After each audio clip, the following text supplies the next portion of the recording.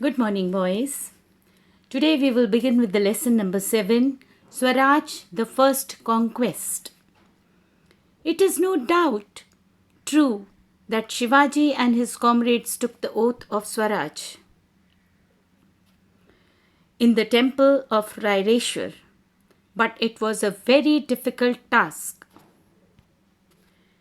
In those days, Maharashtra was governed by 4 different Pas: the Mughal Emperor of Delhi, Sultan Adil Shah of Bijapur, the Portuguese of Goa, and the Siddhi of Janjira. They were powerful opponents, firm in their authority.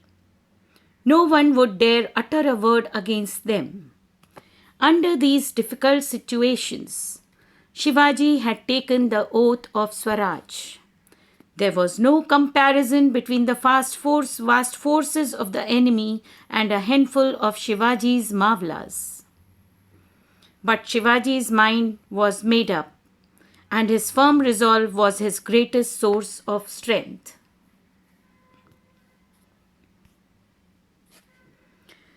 Torina Fort. Shivaji controlled the Jagir of Pune, Supe, Chakan, and Indapur.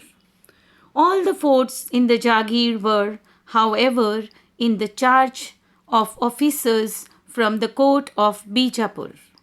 He who controlled the forts also controlled the surrounding territory, and therefore all talk of Swaraj without the control of the forts was meaningless. A hill fort gave strategic support to the ruler, and Shivaji decided to capture one at a suitable time. For this purpose, he had selected the fort of Torana.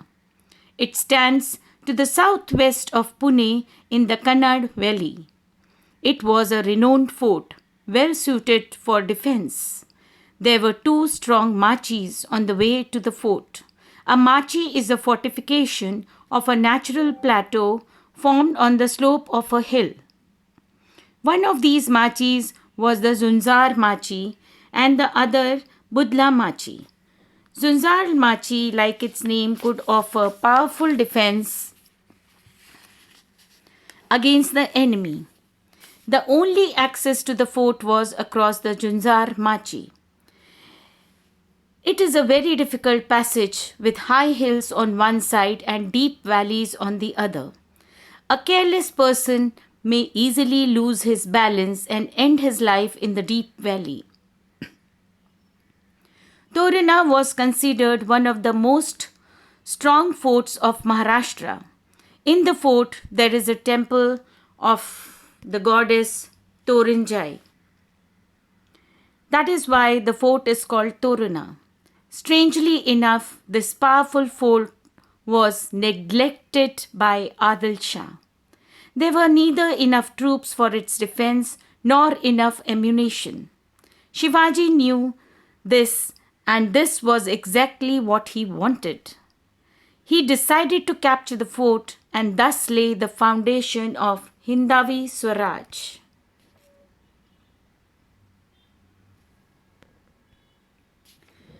The drums of Swaraj began to sound.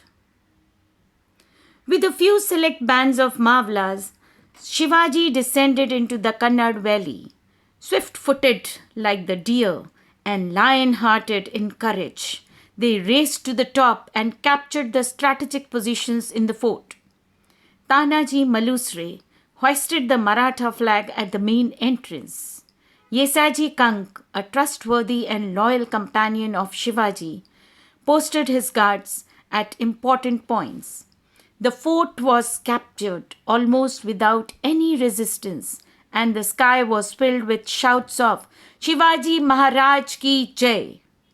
The first battle drums and the pipes of Hindavi Swaraj had sounded, and their echo reverberated throughout the valley. Shivaji named this fort Prachandgarh. Blessings of the goddess Bhavani.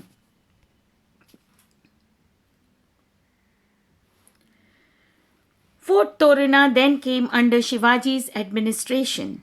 He made a very careful survey of it and appointed officers such as a Maratha Kiledar, a Brahmin Sabnis, and a Prabhu Karkhanis.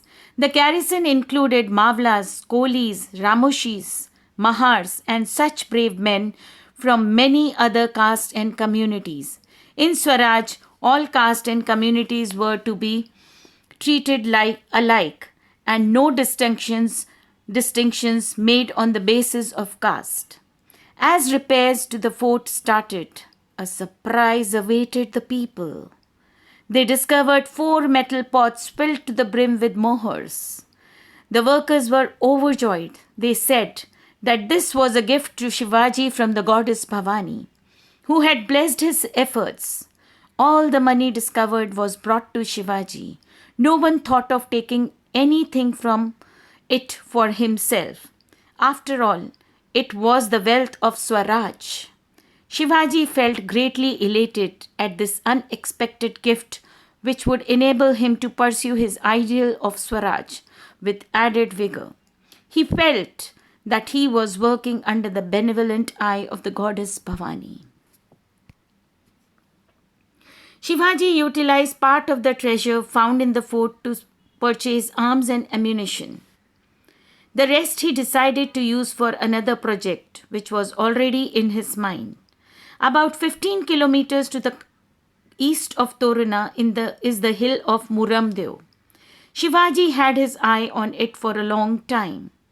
This hill was steep and difficult to access, and therefore of great strategic importance. Adil Shah had actually started constructing a fort on this hill, but had left it unfinished. This hill also was not well guarded, and Shivaji decided to capture it. The first capital of Swaraj.